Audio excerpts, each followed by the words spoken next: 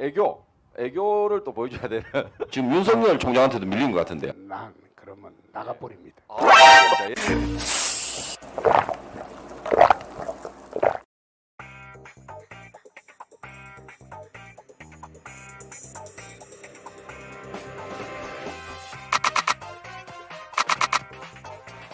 어서오세요 의원님, 반갑습니다. 잘 좀 부탁드립니다. 감사합니다. 정치를 진행할 예정입니다. 유튜브 구독자 수가 10만 명 조금 안 됩니다. 앞으로 계속 발전하는 방송사가 되도록 하겠습니다. 돌직구 질문 좀 하고 가겠습니다. 그래 예, 하세요. 예. 사법부가 베네수엘라다 이렇게 얘기하셨는데 아마 저 경기도지사 판결을 두고 하신 말씀 같은데 그 앞에 판결도 있었죠. 성남시장 은수미 시장 판결도 보면 그 택도 아닌 판결, 대법관이 이런 판결을 할 수 있다는 것이 믿기질 않았어요. 그건 택도 아닌 판결. 그리고 더 택도 아닌 판결을 어젠가 했죠.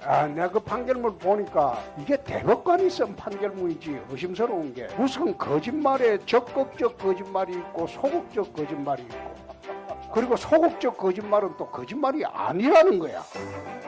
그거는 표현의 자유라는 거야. 그 대법원장 말입니다. 그럼 내가 보니까 앞으로 소극적 거짓말 할 사람이 대한민국에 굉장히 많겠다. 이제는 선거에 나가서 지불리하면 소극적 거짓말을 해도 된다는 건데. 그럼 내가 그 판결문 보고, 사실 그 판결문 나오기 전에 내가 우리 보좌관한테 그런 이야기를 한 적이 있어요. 은수미 판결 딱 보고 곧 이재명이 판결도 희한한 논리가 나올 것이다. 그 논리는 만들어낸다면 적극적 거짓말, 소극적 거짓말, 그 논리밖에 나올 수가 없을 것이다. 근데 그게 논리상 말이 안 된다. 그 이야기를 판결 전에 실제로 딱 보니까 소극적 거짓말은 거짓말이 아니다. 뭐 그런 식으로 판결을 해놨어. 소극적인 거짓말이 어떤 게? 예를 들어서 당신이 이런 짓을 했나? 이래 물으면 안 했다. 그 거짓말이죠. 하고도 안 했다고 하면 거짓말이죠. 근데 그런 걸 소극적 거짓말이라고 그래 판결을 했다니까. 응?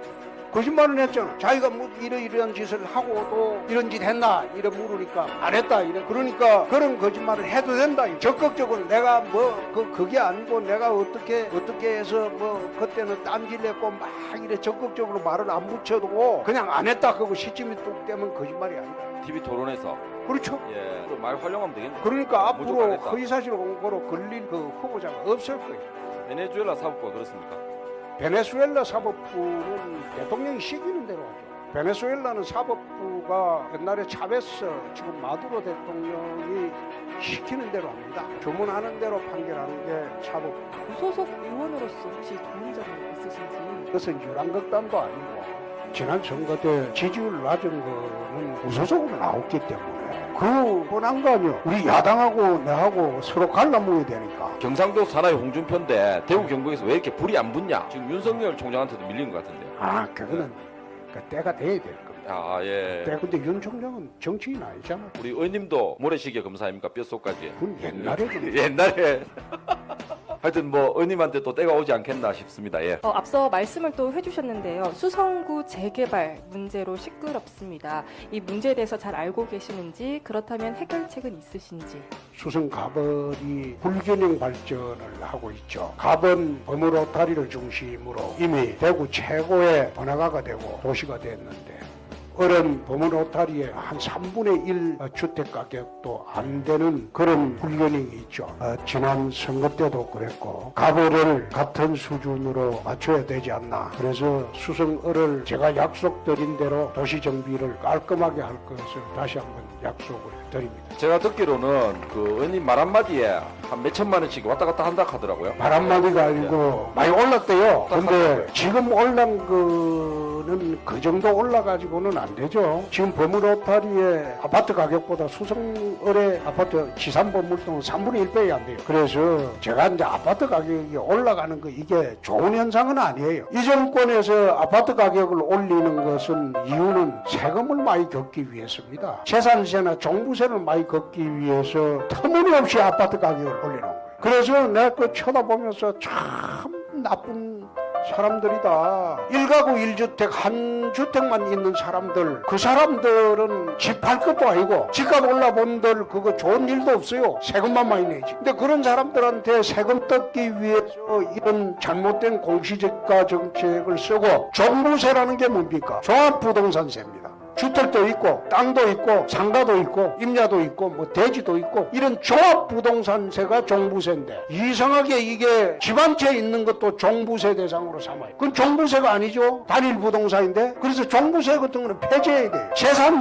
재산세 내고 또 그 집에 대해서 종합부동산도 아니고 단일 부동산인데 종부세도 내고 대한민국 국민들 굉장히 착해요. 이 이중과세야. 한 물건에 같은 성격의 세금을 두 번 매겨도 꼬박꼬박 낸다. 난 이러다가 조세 저항이 오면 나라가 흔들립니다. 성범죄 처벌에 대해서 어떻게 생각하시는지, 그리고 여성의 진술에 의존하는 현행과 또 여성 할당제에 대해서 어떻게 생각을 하시는지 한번 말씀해 주시죠. 최근에 박원순 시장이 이제 성추문으로 자진을 했는데, 근데 사람 속은 알 수 없다고 막 그런 짓을 하고 들켰으니까 견디기가 어려웠겠죠. 우리나라 성범죄는 굉장히 이게 처벌이 약합니다. 미국 같은 데는 강제 성관계 맺으면 무기징역까지 가요. 다른 나라 가고 선진국에 가면 성범죄는 굉장히 중한 범죄입니다. 근데 우리나라는 너무 가볍게 처리를 해요. 성범죄 특별법이 있다고 해도 법원에서 그 처벌이 너무 가벼우니까. 그래서 그게 문제고. N번방 그 범죄 연루자 같은 경우 미국에 가면은 30년 이렇게 받는다 그러더라고요. 무기까지 가요. 예. 무기까지 가는데, 그러니까 그런 범죄 저지르고 한국으로 도망와가지고 미국 안 가려고 최근에 어떤 친구는 송환 안 되려고 몸부림치고 그랬잖아요. 확실히 질이 나쁜 거는 진짜 과감하게 징역 100년씩 50년씩 이렇게 100년은 그때까지 살겠나?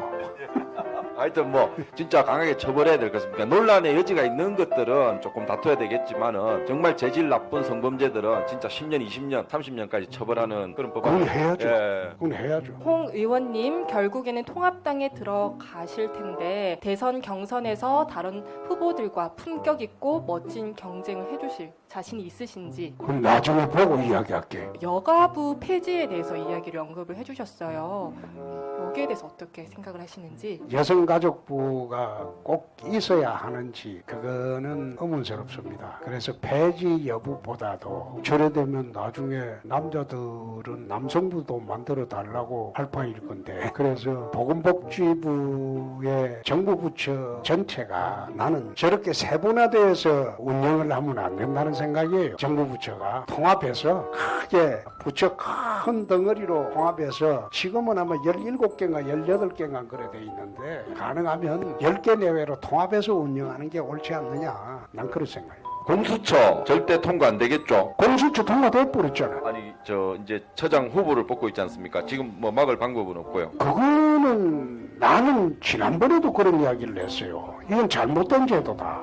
제도 자체 그런데 정부 조직법의 일종의 하나인데, 자기들이 집권했으니까 자기들이 정부 조직법을 이래 하겠다고 하는데 그걸 못하겠다, 하지 마라, 그래 하기가 좀 그렇잖아요. 그러니까 너희 맛대로 해보고 그 다음에 이제 우리가 집권하면 저건 잘못된 조직이기 때문에 없애버리면 되는 거죠. 없애버리면. 희망이라는 단어가 사라진 것 같아서 이 나라가 좀 힘을 잃어가는 것 같다, 이런 생각이 듭니다. 지금 젊은이들이 20, 30대들이 분노를 하는데 미래가 안 보이죠. 앞이 안 보이죠. 우선 우리나라가 인구 절벽이 와서 세계에서 가장 출산율이 낮아요. 낮고 2050년도인가 가면 우리나라 인구가 2,500만으로 줄어든다는 거예요. 그런 식으로 연구 결과로 나오고, 이렇게 하는 가장 큰 이유가 20, 30대들이 앞이 안 보이는 거죠.